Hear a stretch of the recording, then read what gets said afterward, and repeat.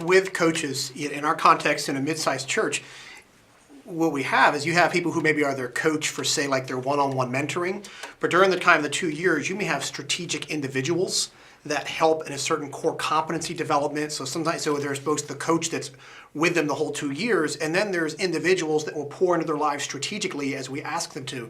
And we try to teach them this principle that when you're doing development, it's always going to take more time than if you just did it yourself. You're going to put more time into that person to develop them than if you just did it yourself. But long term, you're multiplying your effectiveness in your ministry. And so we kind of talk about that's the difference between development and dumping.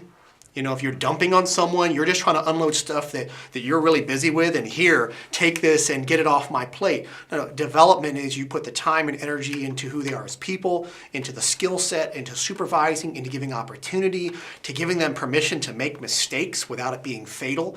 And so we look for coaches and supervisors who understand you're going to put more time in than if you did it yourself, but long term, the kingdom benefit throughout their lives will be exponential. And if they get a hold of that principle in their heart, it aligns their expectations. They're not looking for the quick payoff or the quick dividend for having that resident there. And so we find that heart set and mindset is key, and it's important for us to train them to understand that expectation so they can then embrace it.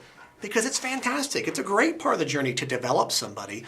But, it's kind of like when you're raising kids. I'm not expecting my kid to make me feel better about me. Well, there's times they do, but that's really not the goal of parenting. It's a fringe benefit, and then, of course, as a parent, you survive things like their adolescent years. Well, with a resident, there's times that they're shining like stars, and there's other seasons where they struggle. But if you've adopted a longer-term process of pouring into them, well, then you'll find that you'll have good coaches and good supervisors who will see it through.